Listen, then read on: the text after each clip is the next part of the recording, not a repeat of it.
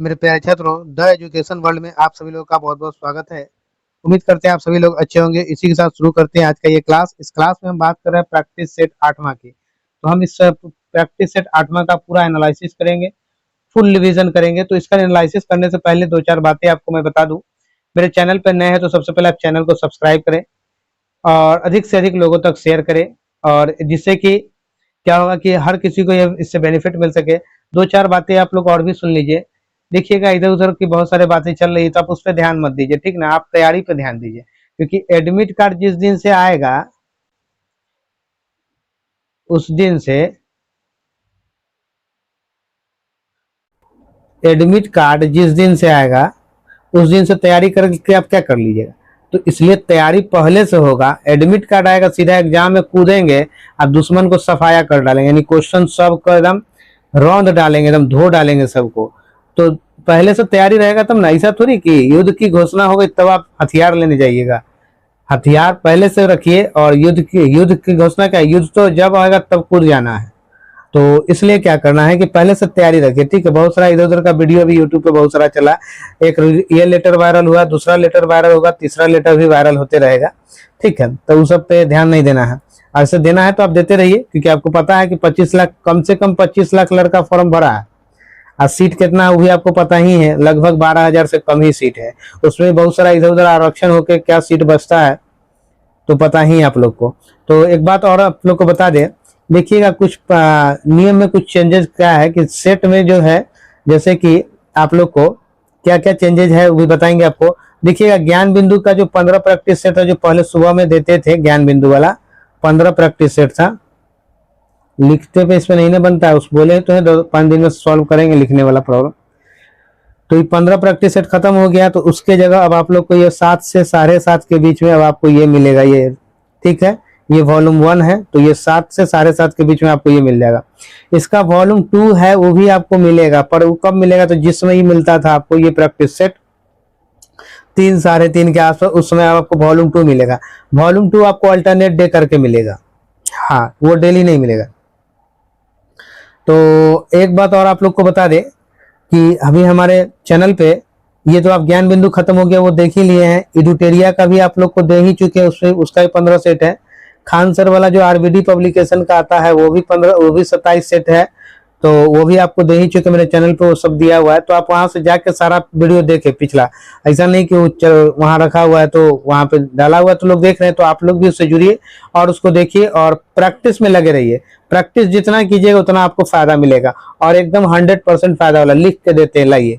नहीं, ऐसा नहीं का तो सवाल ही नहीं था। इसलिए practice is more important for your success, ठीक है? तो चलिए, इसलिए क्या है, आपकी सफलता के लिए प्रैक्टिस बहुत जरूरी है। चलिए चलते हैं सीधा क्वेश्चन की तरफ। समय में कुछ बदलाव किए गए हैं, जैसे कि अभी देखिए, पहले क्या था कि बीपीएससी जो टीचर वाला है उसको क्या पहले हम 6 to 8 वाले को नहीं देते थे, लेकिन अब 6 to 8 वाले को भी उसको भी सेट मिलेगा। 9th 10th को मिलता ही था, तो पहले 9th and 10th को मिलता था, अब 6 to 8 को भी मिलेगा। 11th and 12th का भी प्रैक्टिस सेट मिलेगा। अब सबका प्रैक्टिस सेट, टीचर वाले जो बीपीएससी वाले हैं, सबका प्रैक्टिस सेट यहाँ अवेलेबल है। तो जो लोग आपके दोस्त हैं, जो भी हैं, उनको आप मेरे चैनल्स को, मेरे लिंक को अधिक से अधिक लोगों तक शेयर करें और वो सब जुड़े, और जो है इनसे आप फायदा लें। आपकी सफलता ही हमारा लक्ष्य है, तो आप सफल हो, ऐसा हमारा हर कोशिश होता है। चलिए सबसे पहले चलते हैं अब आज के पहले क्वेश्चन की तरफ। कुछ और बातें हैं तो आगे बताएंगे आपको। दुनिया की सबसे महंगी करेंसी कौन से देश की है? सबसे महंगी करेंसी, तो ये कौन सा सबसे ज्यादा? कुवैती दिनार होगा। कहाँ? तो कुवैत शहर का नाम, सॉरी देश का नाम कुवैत हो गया, और क्या करेंसी? कुवैती दिनार हो गया। तो वो जो है कुवैती दिनार का वर्तमान में मूल्य हमको लगता है लगभग जो है 279.96 के अप्रॉक्स है, ठीक है? तो ये फ्लक्चुएट होता रहता है कभी कभी। तो फिलहाल अभी वर्तमान में इतना इसका वैल्यू है। सबसे महंगा पैसा कहाँ का है? तो कुवैती दिनार। सही उत्तर मेरा option A is right. A is right answer, ठीक है।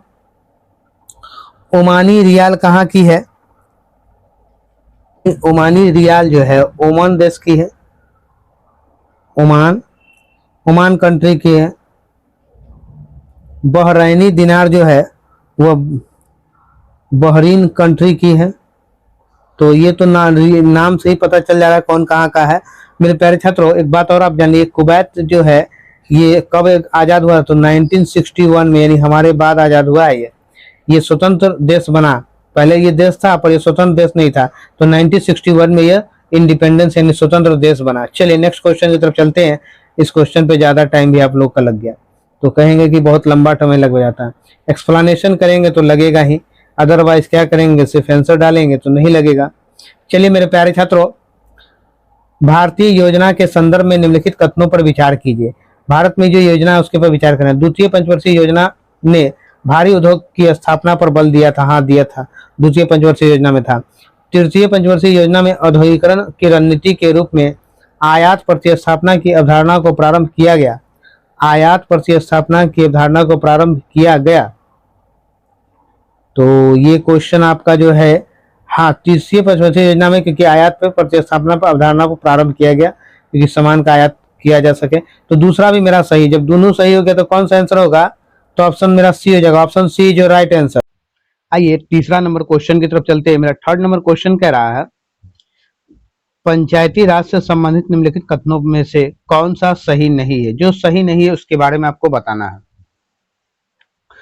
पंचायत व्यवस्था भारतीय ग्रामीण जीवन का युगों से एक अभिन्न अंग रहा है, पहला ऑप्शन है। दूसरा कह रहा 73वां संशोधन 15 अगस्त 1993 से प्रभावी हुआ। यह एक त्रिस्तरीय जैविकीय रूप से जुड़ी संरचना है। भारतीय संविधान के अनुच्छेद 243 जी उसके महत्व को बढ़ाता है। तो ये चार ऑप्शन में से आपका जो ये भी सही है, आपका ये भी आपका सही है और ये भी आपका सही है। तो कौन सा नहीं आपका मैच कर रहा है? तो ऑप्शन बी आपका जो कर 73वां संशोधन 15 अगस्त 1993 से प्रभावी हुआ, ये आपका गलत है। तो ये इसमें पूछ रहा है गलत वाला, तो आंसर मेरा क्या होगा? Option B. तो सही उत्तर मेरा ऑप्शन बी हो जाएगा। आइए नेक्स्ट क्वेश्चन, 4 नंबर मेरा क्वेश्चन कह रहा, तिलहन की फसल के संबंध में दिए गए कथनों पर विचार कीजिए। भारत विश्व का सबसे बड़ा तिलहन उत्पादक है? नहीं, भारत विश्व का सबसे बड़ा तिलहन नहीं, भारत विश्व का तीसरा सबसे बड़ा तिलहन उत्पादक देश है। तीसरा है, तीसरे स्थान पर भारत है, तो पहला गलत हो गया। इनका उपयोग खाद्य पदार्थों के रूप में तथा प्रसाधन उपयोग कच्चे माल के रूप में किया जाता है।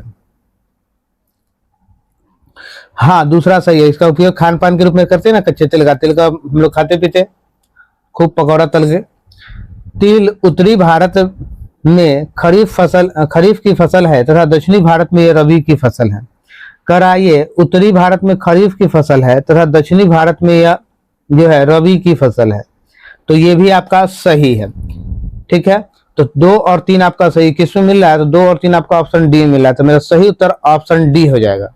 नेक्स्ट क्वेश्चन मेरा कह रहा है 5 नंबर क्वेश्चन कह रहा है, steel authority of India limited SAIL के नए अध्यक्ष कौन बने? तो सेल के नए अध्यक्ष कौन बने हैं? तो ये आपका है अमरेंदु प्रकाश। सही उत्तर मेरा ऑप्शन बी हो जाएगा, अमरेंदु प्रकाश बने हैं। ये कब पद ग्रहण किए थे? तो ये पद ग्रहण किए थे 31 मई 2023 को, ठीक है। ये पद ग्रहण किए थे 31 मई 2023 को। सेल के नए अध्यक्ष वर्तमान में, जब से अभी तक जो क्वेश्चन आप देख रहे हैं तब तक जो बना है, अब बदलेगा तो नहीं, लेकिन अभी तक जो है ये अमरेंदु प्रकाश ही है। अब मेरा सही उत्तर ऑप्शन बी। चलिए नेक्स्ट क्वेश्चन की तरफ चलते हैं। नेक्स्ट क्वेश्चन 6 नंबर है, भारतीय संविधान नागरिकों को कितने प्रकार के मौलिक अधिकार प्रदान है? तो देखिएगा 6 प्रकार के मौलिक अधिकार प्राप्त है। सही उत्तर मेरा ऑप्शन सी हो जाए। देखिए 7 मौलिक अधिकार थे, पर एक मौलिक अधिकार जो है 44वें संविधान संशोधन के द्वारा उसे हटा दिया गया। उसे 44वें संविधान संशोधन के क्या हटा दिया गया, जो क्या था संपत्ति का अधिकार, उसको मौलिक अधिकार से हटा दिया। तो वर्तमान में मेरे पास 6 है। सही उत्तर ऑप्शन सी हो जाएगा। आइए नेक्स्ट क्वेश्चन की तरफ चलते हैं। नेक्स्ट क्वेश्चन मेरा 7 नंबर है। आइएगा, किस भारतीय जलप्रपात में राजा रानी रॉकेट और रोरर नामक 4 अलग अलग झरने हैं? कहाँ है ये 4 अलग अलग झरने? तो जोग जलप्रपात, जोग या गरसोप्पा, इसको क्या कहते हैं? जोग जलप्रपात या गरसोप्पा भी कहते हैं, ठीक है। यह भारत का जो है सबसे ऊंचा है, ठीक है, भारत का सबसे ऊंचा झरना है ये। सही उत्तर मेरा ऑप्शन डी हो जाएगा, डी इज राइट आंसर। चलिएगा नेक्स्ट क्वेश्चन की तरफ चलते हैं। नेक्स्ट क्वेश्चन मेरा कह रहा है 8वां नंबर मेरा क्वेश्चन है, पूरा पाषाण काल में लोग कहाँ रहते थे? पूरा पाषाण काल में लोग पहाड़ की कंदराओं में रहते थे। सही उत्तर मेरा ऑप्शन ए हो जाएगा। पूरा पाषाण काल की भारत में प्रथम स्थान की खोज 13 मई 1863 में कौन किया था? तो रॉबर्ट ब्रूस फुट ने किया था। ठीक है, पूरा पाषाण की भारत में प्रथम खोज तो 13 मई 1863 ईस्वी में किया गया था, रॉबर्ट ब्रूस फुट ने किया था। चलिए नेक्स्ट क्वेश्चन की तरफ चलते हैं। नेक्स्ट क्वेश्चन मेरा कह रहा है 9 नंबर क्वेश्चन है, संसार में सबसे बड़ा डेल्टा बनाती है। तो संसार में सबसे बड़ा डेल्टा कौन बनाती है? तो गंगा नदी बनाती है। सही उत्तर ऑप्शन सी हो जाएगा, C is right answer. Sundarban delta विश्व का सबसे बड़ा डेल्टा है। सुंदरबन का डेल्टा जो है, सुंदरबन का डेल्टा विश्व का क्या है? सबसे बड़ा डेल्टा है। और संसार में सबसे बड़ा डेल्टा बनाती है कौन बनाती है? तो गंगा नदी बनाती है। आइएगा नेक्स्ट क्वेश्चन की तरफ चलते हैं। नेक्स्ट क्वेश्चन मेरा कह रहा 10 नंबर क्वेश्चन है, बैडमिंटन का नेट जमीन से कितना ऊंचाई पर रहता है? नीचे से देखते हैं हम, बैडमिंटन का जो नेट होता है नीचे से थोड़ा सा उठा हुआ रहता है, तो नीचे से कितना फीट उठा हुआ रहता है? तो नीचे से 1.55 मीटर। ठीक है, 1.5 मीटर से थोड़ा सा समझिए, 1.5 मीटर से थोड़ा सा हल्का सा ऊपर रहता है। ठीक है, 1.55 मीटर। सही तो मेरा ऑप्शन बी हो जाएगा, बी इज राइट आंसर। आइए नेक्स्ट क्वेश्चन की तरफ चलते हैं। 11 नंबर, निम्नलिखित कथनों में से कौन सा सही है? तो इसमें से कौन सा क्वेश्चन है जो आपका सही है वो पूछ रहा है। तो भारत एक संसदात्मक प्रजातंत्र है। सही बात है, भारत में संसदीय प्रणाली चलती है, तो संसदनात्मक ये प्रणाली है। तो सही उत्तर मेरा ऑप्शन क्या होगा? डी हो जाएगा। और संसदीय प्रणाली का जनक कैसे? तो ब्रिटेन में कहा जाता है। और ये संसदीय व्यवस्था कहाँ से लिया गया? तो ब्रिटेन से लिया, क्योंकि यही उसका जनक है। ठीक है, संसदीय प्रणाली की व्यवस्था कहाँ से ली गई है? तो ब्रिटेन से ली गई। आइए अगले प्रश्न की तरफ चलते हैं। अगला प्रश्न मेरा करा 12 नंबर मेरा क्वेश्चन है, मारे डार्लिंग नदी बेसिन निम्न में से किस देश में है? मारे डार्लिंग नदी बेसिन किस देश में है? तो ये मेरा है ऑस्ट्रेलिया में। सही उत्तर ऑप्शन सी हो जाएगा। मेडागास्कर हिंद महासागर में स्थित है। ठीक है, मेडागास्कर कहाँ है? तो ये हिंद महासागर में स्थित है। ठीक है, चलिएगा नेक्स्ट क्वेश्चन की तरफ चलते हैं। नेक्स्ट क्वेश्चन मेरा 13 नंबर है। 13 नंबर मेरा क्वेश्चन कह रहा है, संविधान के किस अनुच्छेद में राज्य द्वारा प्राथमिक शिक्षा मातृभाषा में दिए जाने का प्रावधान है? तो किस अनुच्छेद में? तो अनुच्छेद 350A में है। सही उत्तर ऑप्शन सी हो जाएगा, सी इज राइट आंसर। देखिएगा संविधान के भाग जो है, भाग आपका 17 के अनुच्छेद 343 से 351 में भाषा से संबंध है। ठीक है, अनुच्छेद भाग जो है ये पूरा यानी कि 17 के अनुच्छेद 343 से 351 में, ठीक है, ये भाषा से संबंध है इसका, 343 से 351। आइए अगले प्रश्न की तरफ चलते हैं। अगला प्रश्न मेरा 14 नंबर का रहा, विश्व में सर्वप्रथम विधि संहिता बनाने वाला राजा था। विधि संहिता बनाने वाला राजा कौन था? तो हिमुराबी था, हिमुराबी। सही उत्तर मेरा ऑप्शन ए हो जाएगा, ए इज राइट आंसर। चलिए अगले प्रश्न की तरफ चलते हैं। अगला प्रश्न मेरा 15 नंबर क्वेश्चन करा, निम्नलिखित में से कौन से राष्ट्रपति लगातार 2 कार्यकाल के दौरान राष्ट्रपति पद पर बने रहे 2 बार लगातार? तो ये था डॉक्टर राजेंद्र प्रसाद। सही उत्तर मेरा ऑप्शन सी हो जाएगा, C is right answer. Rajendra Prasad Bharat के एकमात्र राष्ट्रपति थे जो लगातार 2 कार्यकाल के लिए राष्ट्रपति पद पर बने रहे। राजेंद्र प्रसाद को प्रथम बार संविधान सभा में 24 जनवरी 1950 को राष्ट्रपति चुना गया था। सबसे पहली बार कब? तो 24 जनवरी 1950 को पहली बार चुना गया था। ठीक है, चलिए अगले क्वेश्चन की तरफ चलते हैं। अगला क्वेश्चन मेरा करा 16 नंबर, गुलाबों की लड़ाई हुई थी। तो गुलाबों की लड़ाई कहाँ हुई थी? तो इसकी लड़ाई जो है इंग्लैंड में हुई थी। कहाँ? इंग्लैंड। सही उत्तर मेरा क्या होगा? ऑप्शन सी हो जाएगा, सी इज राइट आंसर।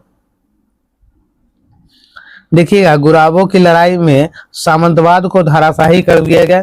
ठीक है, जो सामंतवाद विचारधारा के थे उन लोगों को धराशाही कर दिया गया। आइए अगले प्रश्न की तरफ चलते हैं। अगला प्रश्न मेरा 17 नंबर है। बुकर सम्मान से सम्मानित प्रथम भारतीय महिला कौन है?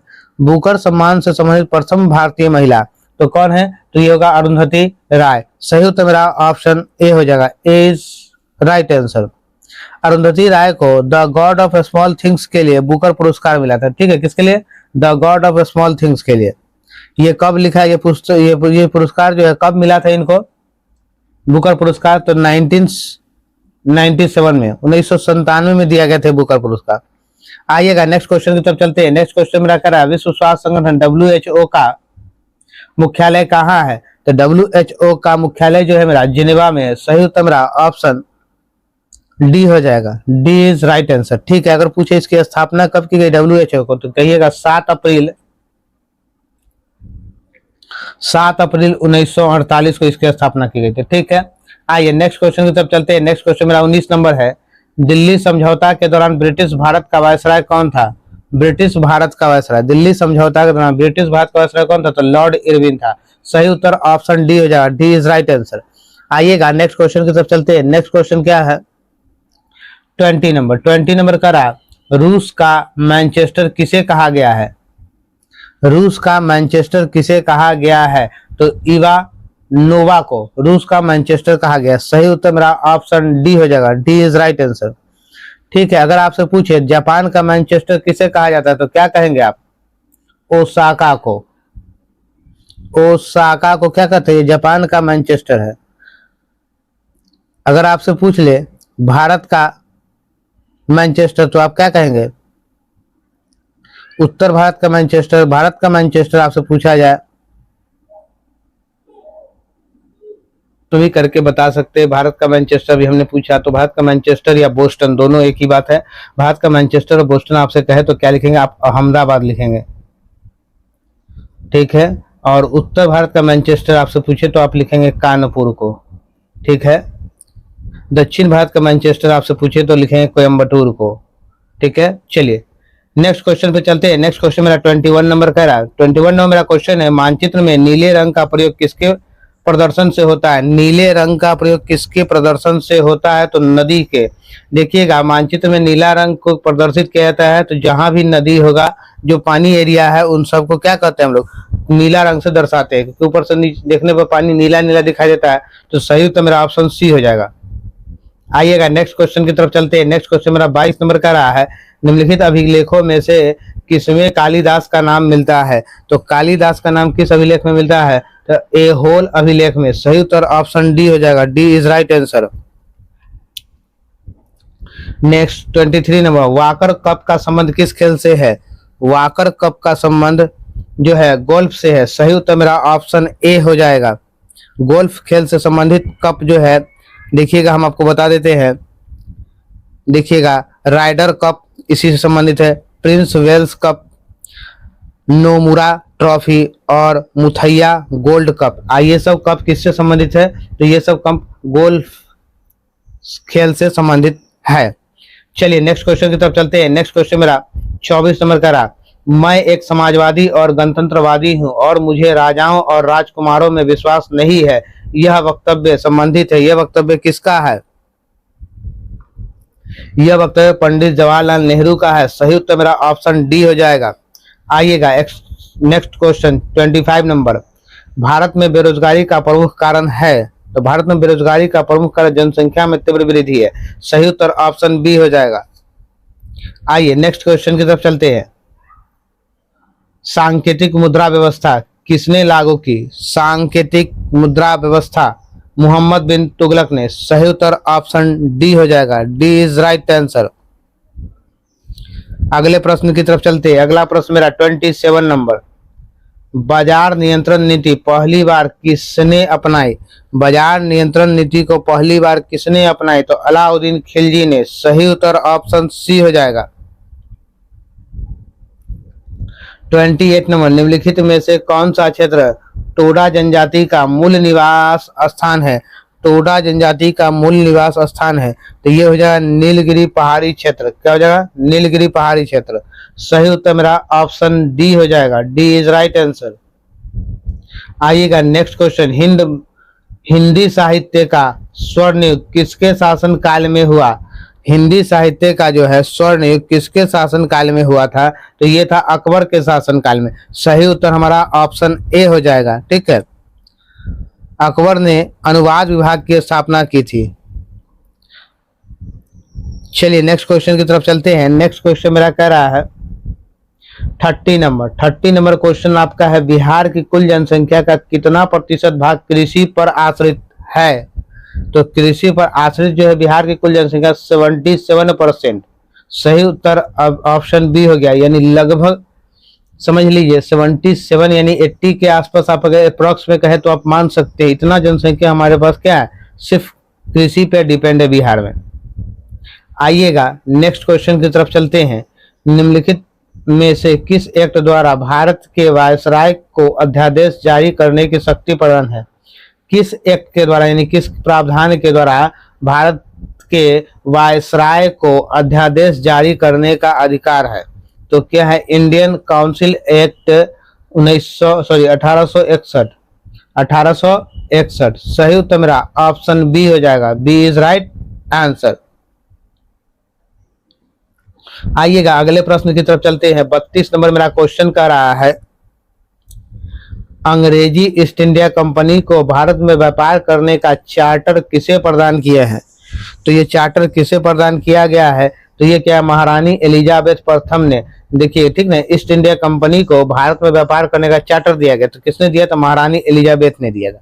सही उत्तर मेरा ऑप्शन बी हो जाएगा। ठीक है, 31 दिसंबर 1600 को एलिजाबेथ वन ने 15 वर्षों के लिए पूर्वी व्यापार का एक अधिकार प्रदान की। 15 वर्ष के लिए पूर्वी व्यापार का एक अधिकार प्रदान कर दिया। तो 31 दिसंबर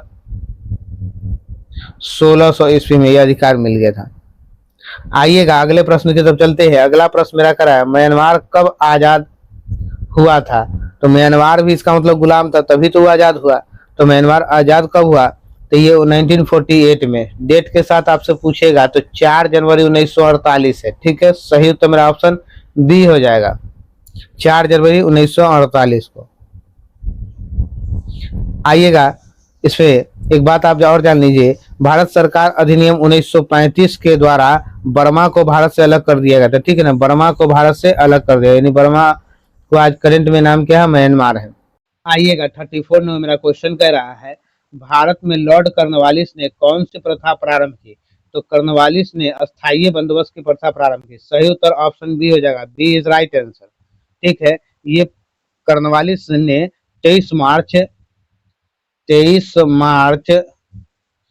1793 को बंगाल, बिहार और उड़ीसा इन तीनों जगह पर अस्थायी बंदोबस्त को लागू कर दिया था। ठीक है, अस्थायी बंदोबस्त के जनक अगर किसे कहा जाए तो जनक जो है सर जॉन शोर को कहा जाता है। ठीक है, सर जॉन शोर को कहा जाता है। चलिए नेक्स्ट क्वेश्चन की तरफ चलते हैं। नेक्स्ट क्वेश्चन मेरा कह रहा है, बंगाल का प्रथम गवर्नर जनरल कौन था? तो बंगाल का प्रथम गवर्नर जनरल वारेन हेस्टिंग्स था। सही उत्तर ऑप्शन ए हो जाएगा। आइए अगले प्रश्न की तरफ चलते हैं। अगला प्रश्न मेरा 36 नंबर का रहा है, सती प्रथा के अंतर्गत समाप्त की गई। सती प्रथा किसके अंतर्गत समाप्त की गई? तो बंगाल अधिनियम 17 के तहत समाप्त कर दिया गया। ठीक है, इसमें क्या राजा राम मोहन राय ने, कौन था? राजा राम मोहन राय ने सती प्रथा का अंत किया था। ठीक है, एक बात और आपको इस विषय में बता दे, इसका अंत जो है कब हुआ? तो 1829 ईस्वी में सती प्रथा को समाप्त किया गया। 1829 ईस्वी में। उस समय जो था यहाँ के गवर्नर कौन थे? तो उस समय विलियम बेंटिक था। विलियम बेंटिक के शासनकाल में जो है सती प्रथा को अंत किया गया था। चलिए अगले प्रश्न की तरफ चलते हैं। अगला प्रश्न मेरा 37 नंबर क्वेश्चन कह रहा है, मई 2023 में इसरो के द्वारा कौन सी नाविक उपग्रह को सफलतापूर्वक लॉन्च किया और जियो सीक्वेंस ट्रांसफर ऑर्बिट में स्थापित किया गया, ऑर्बिट में स्थापित किया गया। ये क्या था? तो NVS-01। सही उत्तर मेरा ऑप्शन बी हो जाएगा। आइएगा अगले प्रश्न की तरफ चलते हैं। 38 नंबर मेरा क्वेश्चन कर रहा है, निम्न में कौन संविधानोत्तर संस्था है?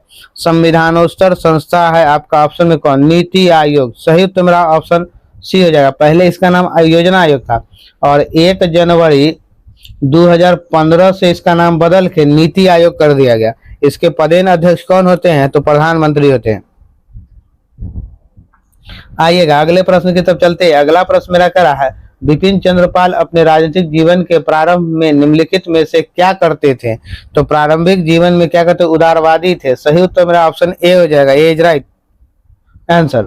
आइएगा नेक्स्ट क्वेश्चन 40 नंबर मेरा क्वेश्चन करा, सितंबर 2023 में किस भारतीय को 65वां रमन मैगसेस पुरस्कार 2023 से सम्मानित किया गया था? तो किसे किया गया था? तो आर रवि कन्नन को। सही उत्तर ऑप्शन सी हो जाएगा।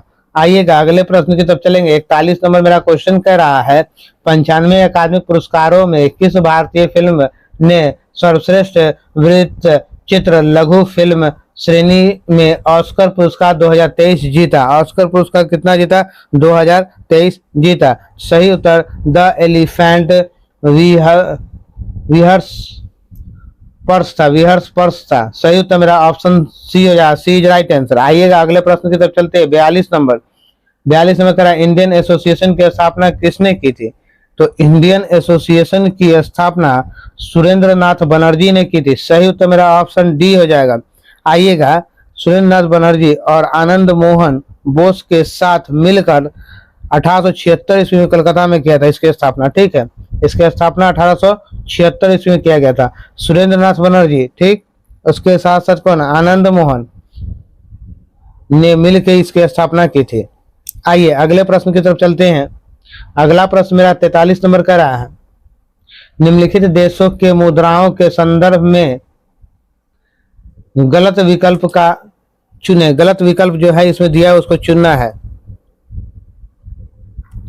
मॉरिशस का रुपया हो गया, ताइवान का डॉलर हो गया, ग्रेट ब्रिटेन का यूरो। ग्रेट ब्रिटेन का यूरो नहीं होगा, ठीक है, यहाँ यूरो की जगह आपका हो जाएगा पाउंड। क्या हो जाएगा? पाउंड हो जाएगा। और इटली का क्या हो जाएगा? यूरो हो जाएगा। तो सब सही है। जो सही मुद्रा संदर्भ में गलत विकल्प कौन है? तो गलत मेरा सी है। तो सही उत्तर मेरा ऑप्शन सी हो जाएगा। आइएगा अगले प्रश्न की तरफ चलते हैं। अगला प्रश्न मेरा जो है 44 नंबर क्वेश्चन का रहा है, जून 2023 को भुवनेश्वर में कलिंगा स्टेडियम में भारतीय फुटबॉल टीम ने किस देश को हराकर inter continental football cup tournament जीता? तो कब जीता था? तो ये जीता लेबनान। सही उत्तर option A is right answer. आइएगा नेक्स्ट क्वेश्चन की तरफ चलते हैं। नेक्स्ट क्वेश्चन मेरा 45 नंबर है, एतमाद उद दौला का मकबरा किससे संबंधित है? का ये मकबरा किससे संबंधित है? तो ये हो जाए मेरा जहांगीर से। सही उत्तर option D, D is right answer. आइएगा अगले प्रश्न की तरफ चलते हैं। अगला प्रश्न 46 नंबर का रहा है, to a hunger free world पुस्तक के लेखक कौन है? To a hunger free world पुस्तक के लेखक कौन है? तो इस पुस्तक के लेखक जो हो जाएंगे हमारे M.S. स्वामीनाथन। सही उत्तर मेरा ऑप्शन बी हो जाए, M.S. Swaminathan. B is right answer. आइए अगले प्रश्न की तरफ चलेंगे। अगला प्रश्न मेरा 47 नंबर है। 47 नंबर क्वेश्चन कर रहा है, भारत के महान ज्योतिषाचार्य आर्यभट्ट का बिहार में किस नगर से गहरा संबंध है? किस जगह बिहार के किस नगर से उसका गहरा संबंध है? तो ये हो जाएगा हमारा पाटलिपुत्र। सही उत्तर option B, B is right answer. आइए 48 नंबर मेरा क्वेश्चन है। 48 नंबर मेरा क्वेश्चन कर रहा है, हिटलर के किस देश पर आक्रमण के परिणाम स्वरूप द्वितीय विश्व युद्ध आरंभ हुआ? हिटलर के किस देश पर आक्रमण के परिणाम? तो पोलैंड पर। सही उत्तर मेरा ऑप्शन सी हो जाएगा, सी राइट आंसर। देखिए 1 सितंबर 1939 को पोलैंड पर आक्रमण किया गया, ठीक। 3 दिसंबर को फ्रांस और ब्रिटेन ने युद्ध की घोषणा कर दी, जर्मनी के विरुद्ध घोषणा कर दी, ठीक है। 1 सितंबर 1939 को पोलैंड पर आक्रमण किया गया, ठीक है। और ठीक जो है उसके बाद जो है 3 दिसंबर को फ्रांस और ब्रिटेन ने युद्ध की घोषणा कर दी जर्मनी के विरुद्ध। 9 अगस्त और 6 अगस्त 1945 को क्रम से हिरोशिमा और नागासाकी पर परमाणु बम गिराया गया था, ठीक है ना, आपको पता होगा। 9 अगस्त और 6 अगस्त और 9 अगस्त, 9 को नागासाकी पे और 6 को हिरोशिमा पे, ठीक है। आइए अगले प्रश्न की तरफ चलते हैं। अगला प्रश्न मेरा कह रहा है 49 का अगस्त 2023 में लावारिस जमा का पता लगाने के लिए उद्गम पोर्टल को किसके द्वारा लॉन्च किया गया। उद्गम पोर्टल को किसके द्वारा लॉन्च किया गया है, तो भारतीय रिजर्व बैंक। सही उत्तर ऑप्शन ए हो जाएगा। आइएगा अगले प्रश्न की तरफ चलते हैं। 50वां मेरा क्वेश्चन कह रहा है 23 अगस्त 2023 को किस भारतीय खिलाड़ी को भारतीय निर्वाचन आयोग द्वारा आइकन नियुक्त किया गया। आइकन नियुक्त किया गया किसके द्वारा किया गया, तो सचिन तेंदुलकर। सही उत्तर ऑप्शन ए हो जाएगा। आइएगा अगला प्रश्न 51 नंबर, शक्ति का विमीय सूत्र है, तो शक्ति का विमीय सूत्र क्या हो जाएगा, ml²T-3 हो जाएगा। सही उत्तर मेरा ऑप्शन ए हो जाएगा। आइए 52 नंबर मेरा क्वेश्चन है बॉयल के नियम का सूत्र है, तो बॉयल के नियम का सूत्र क्या है, तो V इनवर्सली प्रोपोर्शनल 1/P। सही उत्तर ऑप्शन डी हो जाएगा। आइए अगला प्रश्न 53 नंबर। 53 नंबर मेरा क्वेश्चन कह रहा है 60 मिलीग्राम प्रति लीटर से कम सांद्रता वाले डैश युक्त पानी में आमतौर पर सौम्य माना जाता है। आमतौर पर क्या माना जाता है, सौम्य माना जाता है। तो क्या हो जाएगा, कैल्शियम कार्बोनेट। सही उत्तर मेरा ऑप्शन ए हो जाएगा। आइए अगले प्रश्न की तरफ चलते हैं। अगला प्रश्न मेरा कह रहा है सरल लोलक की प्रभावी लंबाई के मापन में प्रतिशत त्रुटि 2% तथा आवर्त काल में मापन की प्रतिशत त्रुटि 1% है, तो जी के मापन में अधिकतम प्रतिशत त्रुटि होती है। जी के मापन में अधिकतम प्रतिशत त्रुटि होती है, तो ये कहाँ 4% की। सही उत्तर ऑप्शन ए हो जाएगा। आइएगा next question 55 number. 55 number question कह रहा है मेरा चुंबकीय अनुनाद पर आधारित है। चुंबकीय अनुनाद पर कौन आधारित है, तो MRI स्कैनिंग। ठीक है, MRI स्कैनिंग। सही उत्तर ऑप्शन बी हो जाएगा। अगला प्रश्न 56 नंबर कह रहा है 56 नंबर क्वेश्चन, अभिकेंद्र बल सदैव कार्य करता है, तो कैसे कार्य करता है अभिकेंद्र बल, केंद्र की ओर त्रिज्या के अनुदिश। केंद्र की ओर त्रिज्या के अनुदिश। सही उत्तर ऑप्शन ए होगा, A is right answer. Next question मेरा कह रहा है 57 नंबर, सही कथन छांटिए। सही कथन, चाल में केवल परिणाम व वेग के परिणाम एवं दिशा दोनों होते हैं। क्या दोनों होते हैं, कैसे हो जाएगा, तो चाल में केवल परिणाम व वेग के परिणाम एवं दिशा दोनों होते हैं, तो सही तो मेरा ऑप्शन बी होगा, बी इज राइट आंसर। अगले प्रश्न की तरफ चलते हैं। अगला प्रश्न मेरा 58 नंबर है, यदि प्रक्षेप्य का वेग को दोगुना कर दिया जाए तो उसका अधिकतम पारस क्या हो जाएगा, 4 गुना हो जाएगा। सही उत्तर ऑप्शन बी हो जाएगा, बी इज राइट आंसर। आइएगा नेक्स्ट क्वेश्चन 59 नंबर पे जाते हैं। 59 नंबर का, निम्न में से किस बीमारी के लिए ट्राईवैलेंट के स्थान पर बाईवैलेंट ORV देने का निर्णय भारत सरकार ने लिया है। भारत सरकार ने लिया है, तो ये हो जाएगा पोलियो। सही उत्तर ऑप्शन डी हो जाएगा। आइए अगले प्रश्न की तरफ चलते हैं। 16, परमाणु के उपकोषों के भरने का क्रम नियंत्रित होता है, तो कैसे नियंत्रित होता है, अफबाऊ के सिद्धांत द्वारा। अफबाऊ के सिद्धांत। सही उत्तर ऑप्शन ए हो जाएगा। आइएगा अगला प्रश्न 61 नंबर, क्षैतिज वृत्त के नियत चाल से गतिशील वस्तु के लिए नियत है। गतिशील वस्तु के लिए नियत है, तो गतिज ऊर्जा। सही उत्तर ऑप्शन ए हो जाएगा। आइएगा अगला प्रश्न की तरफ चलते हैं। निम्नलिखित में से कौन सा कथन गलत है, तो कौन सा कथन गलत है भाई, तो ये हो जाएगा ओजोन ऑक्सीजन के 2 परमाणु द्वारा बना एक अणु है। यह कथन क्या है, गलत है। तो गलत वाला ही हमारा आंसर पूछ रहा है, तो हमारा आंसर हो जाएगा क्या, ऑप्शन ए हो जाएगा। आइए अगले प्रश्न की तरफ चलिएगा। अगला प्रश्न 60 नंबर कह रहा है आपको CH3OH किसका रासायनिक सूत्र है। CH3OH किसका रासायनिक सूत्र है, तो ये है मेथिल अल्कोहल का। Methyl alcohol. सही उत्तर ऑप्शन बी हो जाएगा। आइएगा अगले प्रश्न की तरफ चलते हैं। ऑक्जेलिक अम्ल C2H2O4 में कार्बन की संयोजकता है, कार्बन की कितनी संयोजकता है? तो 3 हो जाएगा। सही उत्तर ऑप्शन सी हो जाएगा। आइए नेक्स्ट क्वेश्चन की तरफ चलते हैं।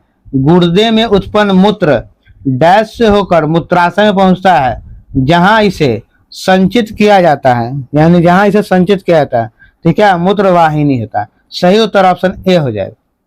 आइए अगला प्रश्न करा 66 नंबर। किस तत्व को रसायन विज्ञान के में आवारा तत्व की संज्ञा दी गई है? आवारा तत्व की संज्ञा दी गई है, तो ये क्या हो जाएगा? हाइड्रोजन। सही उत्तर ऑप्शन डी हो जाएगा। आइए अगला प्रश्न 67 नंबर। किस तत्व के परमाणु भार बराबर होता है? तो किसका परमाणु भार बराबर होता है? तो तुल्यांक भार इंटू संयोजकता। सही उत्तर ऑप्शन सी हो जाएगा। अवरक्त स्पेक्ट्रम स्थित है सूक्ष्म तरंग तथा दृश्य क्षेत्र के बीच। सही उत्तर ऑप्शन बी। आइएगा मनुष्य का श्वसन दर कितनी होती है? तो मनुष्य की श्वसन दर 15 से 18 बार प्रति मिनट, यानी 1 मिनट में 15 से 18 बार। सही उत्तर ऑप्शन क्या हो जाएगा? एक हो जाएगा। आप जब सांस लेते हैं तो कितना बार? तो 1 मिनट में 15 से 18 बार।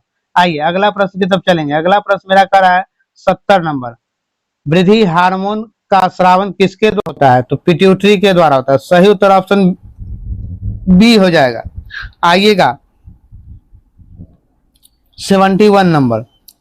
सही सुमेलित युग्म का चयन कीजिए। तो क्योटो प्रोटोकॉल, जलवायु परिवर्तन। सही उत्तर ऑप्शन बी हो जाएगा। आइएगा अगले प्रश्न की तरफ चलेंगे 72 नंबर। 72 नंबर मेरा क्वेश्चन करा है। लैंगर हैंस के द्वीप जो इंसुलिन का स्राव करते स्थित है, कहाँ स्थित है ये? तो ये स्थित हमारा अग्नाशय में है। सही उत्तर ऑप्शन डी हो जाएगा। D is right answer. Insulin Langerhans दीपिका के बीटा कोशिका द्वारा स्रावित होता है। किस कोशिका द्वारा? बीटा कोशिका द्वारा होता है। रुधिर में अगर ग्लूकोज की मात्रा बढ़ जाता है तो मधुमेह नामक बीमारी हो जाता है, ठीक है ना। चलिए नेक्स्ट प्रश्न की तरफ चलते हैं। नेक्स्ट प्रश्न मेरा 73 नंबर है। किस हार्मोन द्वारा हृदय स्पंदन तथा रुधिर बढ़ जाते हैं? हृदय स्पंदन तथा रुधिर बढ़ जाते हैं किसके द्वारा? तो एड्रीनेलिन के द्वारा। सही उत्तर ऑप्शन बी होता है। B is right answer. आइएगा अगले प्रश्न 75 नंबर। BCG का टीका नवजात शिशु को कितने दिन के भीतर लगना चाहिए? कितने दिन के भीतर लग जाना चाहिए? तो जन्म से लेके 6 माह के अंदर में लग जाना चाहिए। सही उत्तर option A is right answer. आइएगा अगला प्रश्न की तरफ चलते हैं 75 नंबर। सर्वाधिक अक्रियाशील हैलोजन है, सर्वाधिक जो है अक्रियाशील हैलोजन कौन सा है? तो ये हो जाएगा आपका फ्लोरीन। सही उत्तर ऑप्शन डी हो जाएगा। D is right answer.